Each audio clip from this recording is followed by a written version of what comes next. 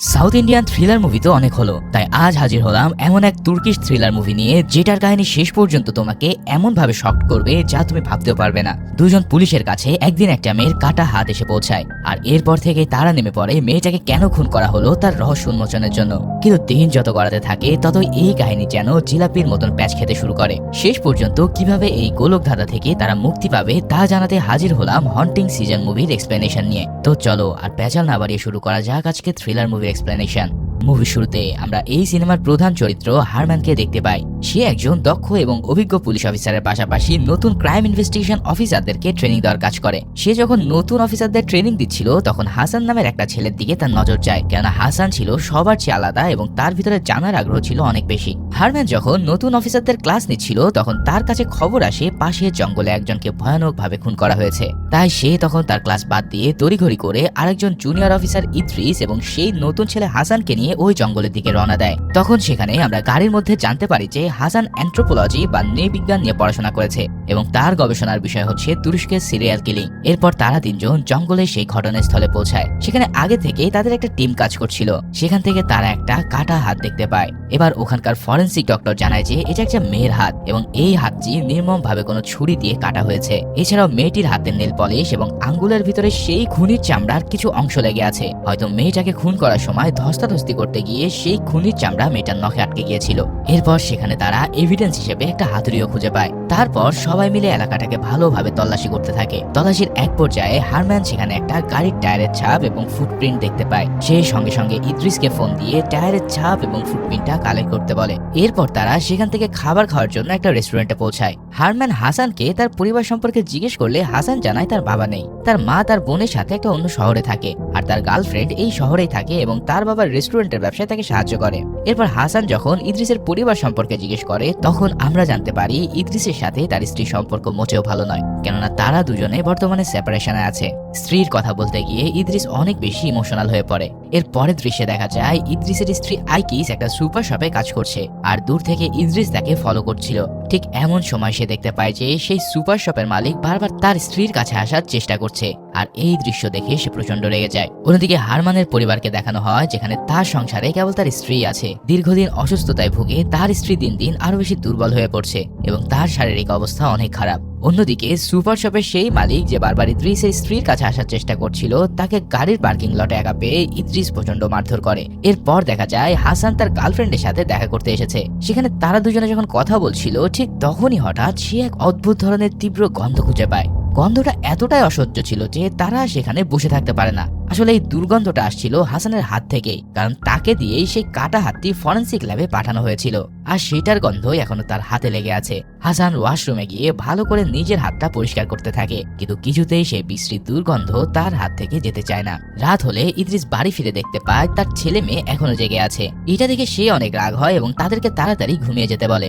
আর ইদ্রিসের সাথে তার ছেলে মেয়েদের সম্পর্ক তেমন ভালো ছিল না, কেননা তারা সবসময় তাকে ঘৃণা চোখে দেখত। এছাড়াও তারা মনে করে যে তাদের বাবার কারণে তাদের মা তাদেরকে ছেড়ে চলে গিয়েছে। পরের দিন সকালে হারম্যান যখন এই কেসটা নিয়ে ইনভেস্টিগেশন করছিল তখন তার কাছে ফরেন্সিক ডিপার্টমেন্টের ফোন আসে। ফরেন্সিক ডক্টর জানায় যে এই কাটা হাতটি একটা মেয়ের এবং মেয়েটিকে 5 দিন আগে খুন করা হয়েছে। ঠিক সেই সময় সেখানে ইদ্রিসের স্ত্রী আসে এবং গতকাল তার মালিককে মারার জন্য সে ইদ্রিসের উপর অনেক রাগ করে বসে। এছাড়াও তাকে সে সাবধান করে জানিয়ে দেয় যে সে যেন এরপর থেকে তার পিছু নেওয়া বন্ধ করে। এদিকে হারমান সেই মেয়েটার ফিঙ্গারপ্রিন্ট এবং ডিএনএ চেক করে হাসানকে তার খোঁজ নিতে বলে। সেদিন তাদের ডিপার্টমেন্টে একজনের রিটায়ারমেন্ট উপলক্ষে তারা একটা পার্টির আয়োজন করেছিল আর সেই পার্টিতে ইদ্রিস গান গেয়ে সবাইকে মাতিয়ে রাখে। পরের দিন সকালে হাসান সেই মেয়েটার সম্পর্কে খোঁজ নিয়ে হারমানকে জানায়। মেয়েটার নাম হচ্ছে পামুক। আজ থেকে বেশ কয়েক মাস আগে ড্রাগস পাচারের সময় মেয়েটাকে পুলিশ ধরেছিল, কিন্তু পুলিশের হাতে তেমন কোনো শক্ত প্রমাণ না থাকায় মেয়েটিকে আবারও ছেড়ে দেওয়া হয়। সবচেয়ে আশ্চর্যের ব্যাপার হলো যে মেয়েটির বয়স ছিল মাত্র 16 বছর।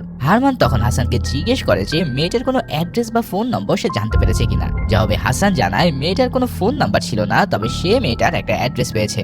এরপর তারা তিনজন পামুকের খোঁজে সে অ্যাড্রেসে যায়। তারা সেখানে একটা লোককে খুঁজে পায় যার নাম কামরান তুবা। হারমান তাকে পামুক সম্পর্কে জিজ্ঞেস করলে সে জানায় পামুকের সাথে তার একটা বারে পরিচয় হয়েছিল আর সেখান থেকে তাদের বন্ধুত্ব। তখন হারমান অবাক হয়ে জিজ্ঞেস করে যে তোমার সাথে যদি শুধু বন্ধুত্বই হয়ে থাকে তাহলে পামুক তার অ্যাড্রেসে তোমার বাড়ির ঠিকানা কেন দিয়েছে? তুমি মিথ্যে বলছো। তবে কামরান তাকে জানায় যে তার সাথে পামুকের শুধু বন্ধুত্বই ছিল আর সে একজন আসলে সমকামী, তাই পামুকের সাথে তার কোনো সম্পর্ক হওয়ার প্রশ্নই ওঠে না। এছাড়াও সে আরো জানায় পামুকের সাথে অ্যাসিড নামের একটা লোকের সম্পর্ক ছিল যারা দুজনেই ড্রাগসের ব্যবসা করত। অ্যাসিড তাকে সবসময় প্রচন্ড মারধর করত। হারমান তার কাছে অ্যাসিডের সম্পর্কে জানতে চাইলে কামরান তাকে একটা বাড়ির ঠিকানা দেয় আর সে জানায় ওখানে গেলেই সে অ্যাসিডকে পাবে। কামরানের কাছ থেকে যাওয়ার সময় হারমান তার হাতে দেখতে চায় সেখানে কোনো ক্ষত দাগ আছে কিনা, কিন্তু তারা তার হাতে কোনো আঘাতের চিহ্ন পায় না। আসলে মেয়েটা কাকে নখের আঁচড় দিয়েছিল সেটাই মূলত পুলিশরা দেখতে চেয়েছিল।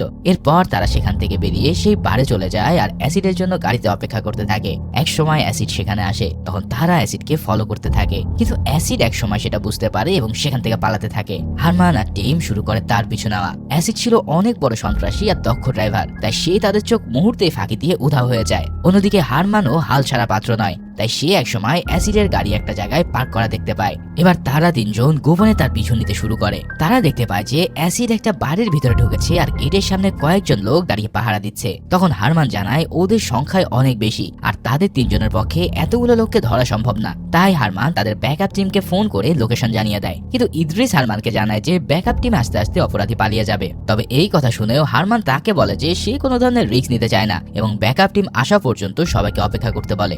ইদ্রিস তার কথা না শুনে সে অপরাধীদের দিকে আগাতে থাকে আর এরপরেই তারা বুঝতে পেরে তারা ইদ্রিসের দিকে গুলি চালাতে থাকে। তখনই তাদের মধ্যে শুরু হয় এক ভয়ঙ্কর লড়াই। গোলাগুলির এক পর্যায়ে অ্যাসিডের দলের বেশ কয়েকজন লোক মারা যায়। শেষ পর্যন্ত অ্যাসিড তাদের হাতে ধরা পড়ে আর ইতিমধ্যে ব্যাকআপ টিমও সেখানে চলে আসে। পরের দিন হারমানকে তার ডিপার্টমেন্টের ঊর্ধ্বতন কর্মকর্তারা ডেকে পাঠায় এবং তার উপরে প্রচন্ড রাগান্বিত হয়। তারা হারমানকে জানায় তার কাজ শুধু অপরাধীদের ধরা, বিনা অনুমতিতে কাউকে ক্রস ফায়ার না করা। এবারের মতন তারা হারমানকে সাবধান করে দিয়ে ছেড়ে দেয়। এরপর তারা অ্যাসিডকে পামুকের বিষয়ে জিজ্ঞাসাবাদ করতে থাকে। তখন সে জানায় তারা দুজনকে খুব ভালোবাসতো আর খুব তাড়াতাড়ি তাদের বিয়ে হওয়ার কথা ছিল, কিন্তু হারমান তার কাছে জানতে চায় যে সে যদি সত্যিই তাকে ভালোবাসতো তাহলে কেন মারধর করতো। তবে অ্যাসিড তার বিরুদ্ধে আনা সব অভিযোগই অস্বীকার করে। তাকে অনেকভাবে জিজ্ঞাসাবাদ করা হয় কিন্তু তার কাছ থেকে তেমন কোনো ইনফরমেশন পাওয়া যায় না। এরপর তারা অ্যাসিডের হাত দেখতে চায় যে এই হাতে কোনো দাগ বা চিহ্ন আছে কিনা। এবারও তার হাতে কোনো ধরনের দাগ বা চিহ্ন দেখা যায় না। এই সব দেখে তারা মোটামুটি নিশ্চিত হয় যে পামুককে অ্যাসিড খুন করেনি। অন্যদিকে ইদ্রিসের স্ত্রী আইকিস তার বাসায় এসে তার মায়ের সাথে অনেক রাগারাগি করে।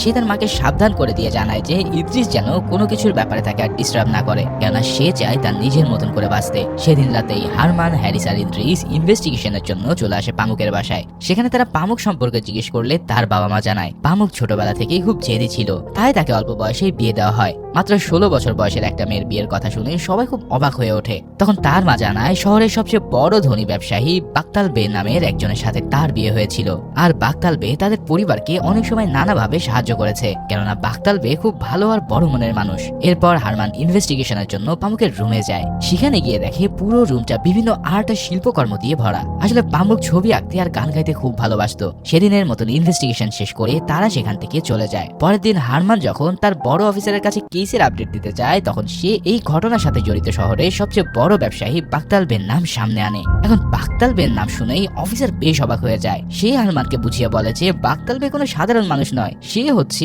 চেম্বার অফ কমার্সের একজন প্রেসিডেন্ট। অফিসার তাকে সতর্ক করে বলে যে যথেষ্ট প্রমাণ ছাড়া এমন একজন প্রভাবশালী মানুষের বিরুদ্ধে কোনো পদক্ষেপই নেওয়া যাবে না, কারণ শক্ত প্রমাণ ছাড়া তার দিকে আঙ্গুল তুললে মিডিয়া উল্টো পুলিশের উপরে চড়াও হবে। তাই তিনি হারমানকে নির্দেশ দেয় যে আগে যেন বাকতাল বের বিরুদ্ধে শক্ত প্রমাণ জোগাড় করা হয়। সেদিন রাতে হাসান তার গার্লফ্রেন্ডের মা বাবার সাথে দেখা করতে যায়। কথায় কথায় হাসানের গার্লফ্রেন্ডের বাবা তাকে একটা প্রস্তাব দেয়। সে বলে যে তার 4-5টা রেস্টুরেন্ট রয়েছে, হাসান চাইলে পুলিশের এই ঝুঁকিপূর্ণ কাজ ছেড়ে শান্তিতে তার ব্যবসা দেখাশোনা করতে পারে। এই সব শুনে হাসান তার প্রস্তাব ভেবে দেখার জন্য কিছুটা সময় চেয়ে নেয়। তবে একটা অদ্ভুত বিষয় হাসানকে বেশ ভাবিয়ে তুলছে। সেই বিশেষ দিনের ঘটনার পর থেকে সে নিজের হাতে একটা বিশ্রী গন্ধ পাচ্ছে। সে যতবারই চেষ্টা করুক না কেন মনে হচ্ছে সেই গন্ধটা যেন তার পিছুই ছাড়ছে না। অন্যদিকে ইদ্রিস তার স্ত্রীর সঙ্গে দেখা করতে যায়। হঠাৎ ইদ্রিসকে সামনে দেখে আইকিস বেশ অবাক হয়। ইদ্রিস কোনো কথা না বলে তার সাথে থাকা বন্দুকটা বের করে পাশে রাখে। এটা দেখে আইকিস খুব ভয় পেয়ে যায় আর ঠিক সেই মুহূর্তে সেখানে বিদ্যুৎ চলে যায়। আইকিস ছোটবেলা থেকে অন্ধকার খুব ভয় পায়, তাই সে ইদ্রিসকে জড়িয়ে ধরে এবং তাকে দ্রুত মোমবাতি জ্বালাতে বলে। ইদ্রিস সারা ঘরে মোমবাতি জ্বালিয়ে দেয়। এরপর সে আইকিসকে জানায় যে সে আসলেই তাকে আজ মেরে ফেলতে এসেছিল। আইকিসের পাশে অন্য কাউকে সে কোনোভাবে মেনে নিতে পারছিল না, তাই সে সিদ্ধান্ত নিয়েছিল যে আইকিস যদি তার না হয় তবে সে অন্য কারোরও হতে পারবে না। কিন্তু এই কথাগুলো বলার সময় তারা দুজনের খুব কাছে চলে আসে এবং তাদের মধ্যে ঘনিষ্ঠতা তৈরি হয়। এদিকে হারম্যানের স্ত্রীর শারীরিক অবস্থা দিন দিন আরো খারাপ হয়ে আসছে। সে হারম্যানের উদ্দেশ্যে একটা চিঠি লেখে, আর এই চিঠিটা পড়ার পর সে প্রচন্ড ইমোশনাল হয়ে পড়ে। চিঠিতে তার স্ত্রী লিখেছিল সে যেন নিজের যত্ন ঠিক মতো নেয় এবং সব সময় হাসি খুশি থাকে। চিঠির একদম শেষে সে হারম্যানকে মনে করিয়ে দেয় যে সে যেন সময় মতো নিজের ওষুধ খেয়ে নেয়। পরের দিন সকালে থানায় পামুকের দুই ভাই আক্কাস আর ভাক্কাস আসে। হারম্যান তাদেরকে পামুকের ব্যাপারে অনেক কিছু জিজ্ঞেস করে এবং তাদের হাতও পরীক্ষা করে নেয়, কিন্তু তাদের হাতেও সন্দেহজনক কোনো দাগ বা চিহ্ন খুঁজে পাওয়া যায় না। তাই হারম্যান শেষ পর্যন্ত তাদের ছেড়ে দেয়। ঠিক সেই সময় হাসান বাত্তালবে সম্পর্কে বেশ কিছু গুরুত্বপূর্ণ তথ্য জোগাড় করে। জানা যায় যে বাত্তালবে কোনো সাধারণ মানুষ নয়, সে দেশের 5 জন সেরা ব্যবসার মধ্যে একজন। রিয়েল এস্টেট ব্যবসা থেকে শুরু করে আরো অনেক বড় বড় ব্যবসা তার রয়েছে। এই সব কিছু শোনার পর হারম্যান সিদ্ধান্ত নেয় যে সে নিজেই সরাসরি বাত্তালবের সাথে দেখা করবে এবং এই কেসের ব্যাপারে তাকে জিজ্ঞাসাবাদ করবে। পরের দৃশ্যে দেখা যায় বাত্তালবে একটা অনুষ্ঠানে ভাষণ দিচ্ছে। সেখানে হারম্যান, হাসান এবং ইদ্রিস তিনজনে উপস্থিত ছিল। অনুষ্ঠান শেষ হওয়ার পর হারম্যান বাত্তালবের কাছে গিয়ে তার সাথে কথা বলার জন্য অনুরোধ করে। তখন বাত্তালবে তাকে তার সাথে বাসায় যেতে বলে। হারম্যান তার কথা মতো বাত্তালবের পিছু পিছে তার বাসায় পৌঁছায়, কিন্তু সেখানে গিয়ে তারা যা দেখে তাতে তাদের চোখ কপালে উঠে যায়। এটা কোনো সাধারণ বাড়ি ছিল না, এ যেন ছিল আস্ত এক রাজপ্রাসাদ। এরপর তারা বাত্তালবের জন্য তার ঘরে অপেক্ষা করতে থাকে। কিছুক্ষণ পর বাত্তালবে সেখানে এলে হারম্যান তাকে পামুকের ব্যাপারে জিজ্ঞেস করে। বাত্তালবে সরাসরি জানিয়ে দেয় যে পামুকের সাথে তার কোনো সম্পর্ক নেই, সে অনেক আগে অন্য একটা ছেলের সাথে পালিয়ে গিয়েছিল। হারম্যান যখন তাকে পামুকের খুন হওয়ার খবরটা দেয় তখন বাত্তালবে বেশ অবাক হয়ে যায়, কারণ সে জানতো না যে পামুক ইতিমধ্যে মারা গেছে। তখন বাত্তালবে জানায় যে মেয়ে তার সম্মানের কথা চিন্তা না করে পালিয়ে গেছে সে বেঁচে থাকলে কি আর মরে গেলেই বাকি। সে আরো জানায় যে সে চাইলে পামুককে তার বাড়িতেই মেরে ফেলতে পারতো, কিন্তু তার হাতে এত সময় নেই যে সে একটা মেয়ের পিছে পড়ে থাকবে। এই বলে সে সেখান থেকে চলে যায়। এদিকে ইদ্রিস ওয়াশরুমে যাওয়ার কথা বলে চুপি চুপি পুরো বাড়িটা ঘুরে দেখতে থাকে। এক পর্যায়ে সে একটা রুমে একটা অসুস্থ মেয়েকে দেখতে পায়। সে যখন মেয়েটাকে ভালো করে দেখতে চায় তখন এক ডাক্তার হঠাৎ করে এসে তাকে বাধা দেয়। এখন এখানে ডাক্তার জানায় যে এই মেয়েটি হচ্ছে বাত্তাল মেয়ের নিজের মেয়ে এবং সে মারাত্মক ধরনের এক ছোঁয়াচে রোগে আক্রান্ত, যার ফলে কোনো প্রোটেকশন ছাড়া তার কাছে যাওয়া মানে বিপজ্জনক। এই কথা শুনে ইদ্রিস বেশ অবাক হয়ে সেখান থেকে বেরিয়ে আসে। এরপর তারা আবার থানায় ফিরে যায়। থানায় ফিরে তারা আবারও নতুন করে এই কেসটা নিয়ে ইনভেস্টিগেশন শুরু করে। সাসপেক্ট হিসেবে তারা বেশ কয়েকজনের নাম পায়। সর্বপ্রথম নাম আসে অ্যাসিডের, তার সাথে পামুকের সম্পর্ক ছিল আর তারা দুজনে ড্রাগসের ব্যবসা করত। এরপর নাম আসে পামুকের বাবার, যে কিনা টাকার লোভে মাত্র 16 বছরের মেয়েকে একটা বয়স্ক লোকের সাথে বিয়ে দিয়েছিল। আর লাস্টে আসে তাদের ভাইয়ের নাম, যারা বাত্তাল বের হয়ে কাজ করত। এটাও হতে পারে যে তার ভাইয়েরা টাকার লোভে তাদের বোনদেরকে মেরে ফেলেছে। ফাইনালি সর্বশেষ যে নামটা আসে সেটা হলো বাত্তালবের সাবেক স্ত্রী হিলাল। আসলে বাত্তালবে পামুককে বিয়ে করার পর হিলালকে তালাক দিয়েছিল। হতে পারে এটাও যে হিলাল সেটার প্রতিশোধ নেওয়ার জন্য পামুককে খুন করেছে। যাই হোক, এবার তারা আবারও অ্যাসিডকে জিজ্ঞাসাবাদ শুরু করে। তারা অ্যাসিডকে কথা দেয় যে সে যদি সব সত্য বলে দেয় তবে তারা তাকে ছেড়ে দেবে। তখন অ্যাসিড তাদের এই প্রস্তাবে রাজি হয়ে যায়, তবে সে শর্ত দেয় যে সে আদালতে দাঁড়িয়ে সব সত্য কথা বলবে। এর বিনিময়ে তাকে নিরাপদে দেশ ছেড়ে চলে যাওয়ার ব্যবস্থা করে দিতে হবে। মূলত সে আদালতে রাজ সাক্ষী হিসাবে সব সত্য ফাঁস করতে রাজি হয়। অন্যদিকে বাত্তালবের মেয়ের শরীরের অবস্থা দিন দিন আরো খারাপ হতে থাকে। তার শরীরে রোগ প্রতিরোধ ক্ষমতা একেবারে নষ্ট হয়ে গিয়েছিল। পরের দিন সকালে অ্যাসিডকে তোলা হয় রাজ সাক্ষী হিসাবে। তবে সেই মুহূর্তে ঘটে এক ভয়ঙ্কর ঘটনা। হঠাৎ সবার চোখের সামনে পামুকের ভাই ভাক্কাস চলে আসে এবং সে অ্যাসিডকে লক্ষ্য করে এলোপাথারি গুলি ছুড়ে তাকে হত্যা করে ফেলে। মুহূর্তের মধ্যেই এক রাজ সাক্ষীর মৃত্যুতে পুরো আদালত হতভম্ব হয়ে যায়। সবার মনে একই প্রশ্ন, ভাক্কাস কেন তাকে হত্যা করলো? মুহূর্তের মধ্যে হারম্যান ভাক্কাসকে গ্রেফতার করে থানায় নিয়ে আসে। সে তাকে জিজ্ঞেস করে যে সে কেন অ্যাসিডকে খুন করলো। তখন ভাক্কাস জানায় তার বোনের এই পরিণতির জন্য একমাত্র অ্যাসিডই দায়ী। অ্যাসিডই পামুককে ভালোবাসার ফাঁদে ফেলে স্বামীর ঘর থেকে বের করে এনেছিল এবং তাকে দিয়ে ড্রাগসের ব্যবসা করিয়েছিল। নিজের বোনের মৃত্যুর প্রতিশোধ নিতে সে অ্যাসিডকে দুনিয়া থেকে সরিয়ে দিয়েছে। যাক, থানায় ফিরে হারম্যান তার বড় অফিসারদের নিয়ে একটা জরুরি মিটিং এ বসে। সেখানে সে তার সন্দেহের কথা জানায় যে এই সব কিছুর পিছনে আসলে বাত্তালবে পুলিশের হাত আছে। হারমানের মতেন বাত্তালবে বাক্কাসকে দিয়ে অ্যাসিডকে খুন করিয়েছে, কারণ অ্যাসিড আদালতে তার বিরুদ্ধে মুখ খুলতে চেয়েছিল। তবে বড় অফিসাররা তাকে পরিষ্কার জানিয়ে দেয় যে যথেষ্ট প্রমাণ ছাড়া বাত্তালবের মতো প্রভাবশালী মানুষকে গ্রেফতার করা সম্ভব নয়, তাই তাকে ধরার জন্য আগে প্রমাণ জোগাড় করতে হবে। পরের দিন হারমান বাত্তালবের আগের স্ত্রী হিলালের সাথে দেখা করতে যায়। হিলাল তাকে জানায় যে সে অনেক বছর বাত্তালবের সাথে সংসার করেছে, তাই সে তাকে খুব ভালো করে চেনে। হিলাল বিশ্বাস করে না যে বাত্তালবে এমন কোনো নিচু কাজ করতে পারে। সে জানায় বাত্তালবে তাকে তালাক দিয়ে অন্য একজনকে বিয়ে করেছে ঠিকই, কিন্তু সে কাউকে খুন করতে পারে এটা একেবারে অসম্ভব। অন্যদিকে ইদ্রিস তার স্ত্রীকে ফোন করে দেখা করতে ডাকে। সে তার স্ত্রীকে অনেক অনুরোধ করে যেন সে তার কাছে আবারও ফিরে আসে। ইদ্রিস তাকে বোঝানোর চেষ্টা করে যে তাকে ছাড়া সে মোটেও ভালো নেই, কিন্তু তার স্ত্রী এবারও তাকে সাফ মানা করে দেয়। সে জানিয়ে দেয় যে সে আর কখনো ইদ্রিসের জীবনে ফিরবে না এবং বাকি জীবন একা কাটানোর সিদ্ধান্ত নেয়। স্ত্রীর মুখে এমন কথা শুনে ইদ্রিস নিজের মেজাজ হারিয়ে ফেলে এবং তার স্ত্রীও সেখান থেকে রাগ করে চলে যায়। পরের দিন হারমান যখন থানায় বসে এই কেসে কাজ করছিল, তখন ইদ্রিসের স্ত্রী তাকে ফোন করে গত রাতের সব ঘটনা খুলে বলে। এই সব শুনে হারমান ভীষণ রেগে যায়। সে হাসান আর ইদ্রিসকে একটা আলাদা রুমে নিয়ে গিয়ে অনেক বকাবকি করে। সে ইদ্রিসকে শেষবারের মতন সাবধান করে দেয় যে সে যেন কোনোভাবে আর আইকিসকে বিরক্ত না করে, এটাই তার জন্য শেষ সুযোগ। এরপর যদি সে আইকিসকে আরো জ্বালাতন করে তবে তাকে সরাসরি চাকরি থেকে বের করে দেওয়া হবে। এরপর হারমান তাদের দুজনকে এই কেসের দিকে ঠিকঠাক মতো মনোযোগ দিতে বলে। কিছুক্ষণ পর ইদ্রিস আর হাসান একটা রেস্টুরেন্টে খেতে যায়। সেখানে হাসান ইদ্রিসকে বলে যে সে এই চাকরিটা ছেড়ে দিতে চায়। প্রতিদিনের এই মারামারি আর খুন খারাপি সে আর নিতে পারছে না। তার উপর সেই ঘটনার পর থেকে নিজের হাতে যে অদ্ভুত গন্ধটা পাচ্ছিল সেটা এখনো যাচ্ছে না। তাই সে ভেবে রেখেছে যে পুলিশের চাকরি ছেড়ে দিয়ে সে তার গার্লফ্রেন্ডের বাবার ব্যবসায় দেখাশোনা করবে। তবে হাসানের এমন কথা শুনে ইদ্রিস তার উপর বেশ খেপে যায়। সে বলে সবাই যদি কেবল নিজেদের আরামায়েশের কথা ভাবে তবে সাধারণ মানুষের নিরাপত্তা কে দেবে। কিন্তু ইদ্রিসের এমন ব্যবহারে হাসান রাগ করে সেখান থেকে চলে যায়। সেদিন রাতে বাসায় ফিরে ইদ্রিস হারমানকে কল করে। সে জানায় যে সে হারমানকে নিজের বাবার মতো শ্রদ্ধা করে। ইদ্রিসের কারণে হারমানকে তার স্ত্রীর কাছে অনেক কথা শুনতে হয়েছে বলে সে খুবই লজ্জিত। সে হারমানকে কথা দেয় যে সে আর এমন কিছু করবে না যাতে তার অপমানিত হয়। সেই সাথে সাথে সে প্রতিজ্ঞা করে যে খুব তাড়াতাড়ি সে এই কেস সলভ করে ফেলবে। এই সব কথা বলার পর হারমান কিছু বলার আগেই ইদ্রিস ফোনটা কেটে দেয়। সেই রাতে ইদ্রিস বাত্তালবের বাসায় চলে আসে। এত রাতে ইদ্রিসকে দেখে বাত্তালবে বেশ অবাক হয়ে যায়, কিন্তু কিছু বলার আগে ইদ্রিস তার দিকে বন্দুক তাক করে চিৎকার করতে থাকে। ইদ্রিস তাকে কাপুরুষ বলে গালি দেয় এবং বলে 16 বছরের একটা নিরীহ মেয়েকে মারতে তোমার হাত একটু কাঁপলো না। ইদ্রিস আরো হুমকি দিয়ে বলে যে যদি তুমি নিজেই সব অপরাধ স্বীকার না করো তাহলে আজই তোমাকে এখানে মেরে ফেলা হবে। কিন্তু বাত্তালবে তখনও নিজের কথায় অটল থাকে। সে জানায় যে সে পামুককে মারেনি এবং এই খুনের পিছনে তার কোনো হাত নেই। এরপর ইদ্রিস যখন তার ঘর থেকে বেরিয়ে আসছিল তখন তার চেঁচামেচি শুনে বাত্তালবের সিকিউরিটি সেখানে চলে আসে। সে দেখে ইদ্রিস বাত্তালবের দিকে বন্দুক তাক করে আছে। ইদ্রিস গুলি করতে যাচ্ছে ভেবে সেক্রেটারি নিজেই আগে ইদ্রিসকে লক্ষ্য করে গুলি চালিয়ে দেয়, যার ফলে তার গুলি খেয়ে ইদ্রিস সেখানে লুটিয়ে পড়ে। মৃত্যুর আগে ইদ্রিস থানায় কাটানো তার জীবনের সুন্দর মুহূর্তগুলো ভাবতে থাকে। তবে শেষ মুহূর্তে এসে সে সিসিটিভি ক্যামেরার দিকে হাত বাড়িয়ে কিছু একটা ইশারা করে দেখায় আর ফাইনালি সে সেখানে মৃত্যুবরণ করে। পরের দিন পুলিশ বাত্তালবের বাড়ি সিসিটিভি ফুটেজ পরীক্ষা করে দেখে এবং তাকে জিজ্ঞাসাবাদ করার জন্য থানায় নিয়ে আসে। সবকিছু যাচাই করার পর দেখা যায় যে বাত্তালবে আসলে নির্দোষ আর তার সিকিউরিটি আসলে আত্মরক্ষার জন্য ইদ্রিসকে গুলি করতে বাধ্য হয়েছিল। এখন বাত্তালবের বিরুদ্ধে কোনো শক্ত প্রমাণ না পাওয়ায় শেষ পর্যন্ত পুলিশ তাকে ছেড়ে দেয়। এরপর ইদ্রিসের শেষকৃত্য সম্পন্ন হয়। দীর্ঘদিনের সঙ্গী আর বিশ্বস্ত সহকর্মীকে হারিয়ে হারমান মানসিকভাবে একদম ভেঙে পড়েছিল। সে থানায় গিয়ে আবারও সেই সিসিটিভি ফুটেজ খুব ভালোভাবে খুঁটিয়ে দেখতে শুরু করে। এবার তার চোখের সামনে একটা অদ্ভুত বিষয় ধরা পড়ে। সে দেখতে পায় মৃত্যুর ঠিক আগ মুহূর্তে ইদ্রিস সিসিটিভি ক্যামেরার দিকে আঙ্গুল দিয়ে ইশারা করেছিল আর কিছু একটা দেখানোর চেষ্টা করেছিল।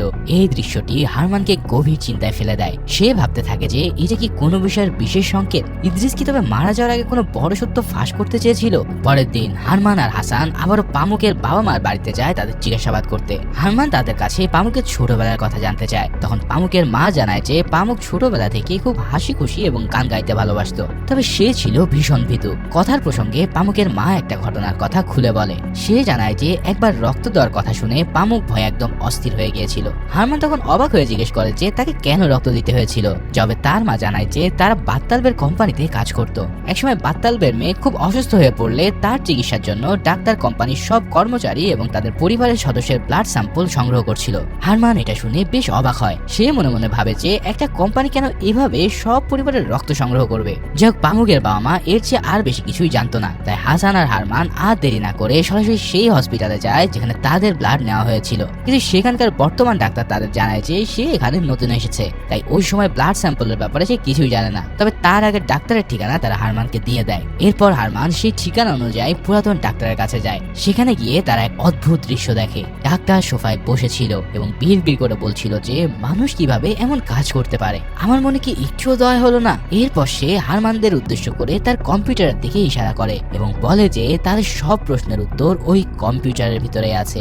এই কথা শেষ করে ডক্টর হঠাৎ নিজের মুখে বন্দুক ঝুঁকিয়ে আত্মহত্যা করে ফেলে। এরপর হারমান ডাক্তারের হাত পরীক্ষা করে দেখে যে তার হাতে কিছু আছে কিনা। আর ফাইনালি এবার ডক্টরের হাতে সেই আঁচড়ের দাগ দেখতে পাওয়া যায়। তার মানে পামুককে মূলত এই ডক্টরই হত্যা করেছিল। কিন্তু প্রশ্ন হচ্ছে এই ডক্টর কি উদ্দেশ্যে হত্যা করেছিল। এবার সেটা দেখার জন্য সে তার কম্পিউটার ভালো করে পরীক্ষা করতে থাকে। এভাবে পরীক্ষা করতে করতে হারমান এটা বুঝতে পারে যে পামুকের খুনের পিছনে আসলে বাত্তালবের হাত রয়েছে। কিন্তু কেন সে এটা এমন করলো সেই যোগসূত্রটা সে এখনো মেলাতে পারছিল না। পরের দিন হারমান আর হাসান বাত্তালবের মেয়েকে দেখতে যায়। সেখানকার ডাক্তার তাদের জানায় যে মেয়েটার অবস্থা খুবই আশঙ্কাজনক। তার দুটো কিডনি পুরোপুরি অকেজো হয়ে গেছে। সবচেয়ে বড় সমস্যা হলো চাইলেও অন্য কারো কিডনি তার শরীরে বসানো সম্ভব না, কারণ মেয়েটার টিস্যুর সাথে অন্য কারো টিস্যু কোনোভাবেই মেলানো যাচ্ছে না। ডক্টরের এই কথা শুনে হারমানের কাছে পুরো বিষয়টা পানির মতন পরিষ্কার হয়ে যায়। সে এবার বুঝতে পারে কেন বাত্তালবে পামুককেই টার্গেট করেছিল। যাই হোক, হারমান সরাসরি এবার বাত্তালবের ফার্ম হাউসে গিয়ে হাজির হয়। সেখানে বাত্তালবে তখন শিকারে যাওয়ার প্রস্তুতি নিচ্ছিল। তাকে দেখে এবার হারমান জিজ্ঞেস করে যে একটা মানুষ কিভাবে 3টা খুন করে এত শান্তিতে থাকতে পারে। বাত্তালবে তখন বুঝতে পারে যে তার সময় ঘনিয়ে এসেছে এবং তার পালানোর আর কোন পথ বাকি নেই। তখন সে হারমানকে বলে শিকারীর মনে কোনো দয়া থাকতে নেই, আমি একজন শিকারী, তাই আমার কাছে দয়া বলে কিছু নেই। এরপর বাত্তালবে বলতে শুরু করে সেই লোমহর্ষক কাহিনী। সে জানায় যে অনেকদিন ধরে তার মেয়ের কিডনির সমস্যা ছিল, কিন্তু কারোর টিস্যুর সাথে তার মেয়ের টিস্যু মিলছিল না। তাই সে একটি উপায় বের করে তার কোম্পানির সমস্ত কর্মচারী আর তাদের পরিবারের ব্লাড টেস্ট করায়। এরপর সেই টেস্টে দেখা যায় যে একমাত্র পামুকের সাথে তার মেয়ের টিস্যু ম্যাচ করেছে। তাই সে পামুকের পরিবারকে অনেক টাকার লোভ দেখিয়ে তাকে বিয়ে করে। কিন্তু পামুক কোনোভাবেই স্বেচ্ছায় তার কিডনি দিতে রাজি হচ্ছিল না। তাই বাত্তালবে বাধ্য হয়ে সেই ডক্টরের সাহায্য নেয়। ডক্টর যখন জোর করে পামুকের কিডনি নেওয়ার চেষ্টা করছিল তখন পামুক সেখান থেকে পালিয়ে যায়, যার ফলে বাত্তালবের রাগের মাথায় তার হাত কেটে দেয় এবং পামুক সেই হাত কাটার জন্য সেখানেই মারা যায়। যার ফলে পামুকের কিডনিটা তার আর কোনো কাজেই আসে না। এই সব শুনে হারমান তাকে বলে যে সে একটা জীবন বাঁচাতে গিয়ে অনেকগুলো জীবন ধ্বংস করেছে, কিন্তু আফসোসের বিষয় হলো যে এত অপরাধ করেও সে তার মেয়েকে সুস্থ করতে পারেনি। তার মেয়ে এখন মৃত্যুর দিকে এগিয়ে যাচ্ছে এবং তার শরীরের রোগ প্রতিরোধ ক্ষমতা পুরোপুরি নষ্ট হয়ে গেছে। এই কথাগুলো শুনে বাত্তালবে স্তব্ধ হয়ে আকাশের দিকে তাকিয়ে থাকে। হারমান সেখান থেকে চলে যাওয়ার ঠিক পরপরই পিছন থেকে একটা গুলির শব্দ শোনা যায়। আর এখানে আমরা বুঝতে পারি যে বাত্তালবে নিজেকে শেষ করে দিয়েছে। পরের দিন সংবাদপত্রে বাত্তালবের আত্মহত্যার খবর ছাপা হয় এবং কিছুদিনের মধ্যেই তার মেয়েও মারা যায়। আসলে মানুষের টাকা পয়সা ধন সম্পত্তি থাকলেও সবকিছু হয় না, অনেক কিছুই উপরতলার ইচ্ছে আর ভাগ্যের উপর নির্ভর করে। আর ঠিক এভাবেই এই সিনেমার গল্পটিও এখানেই শেষ হয়।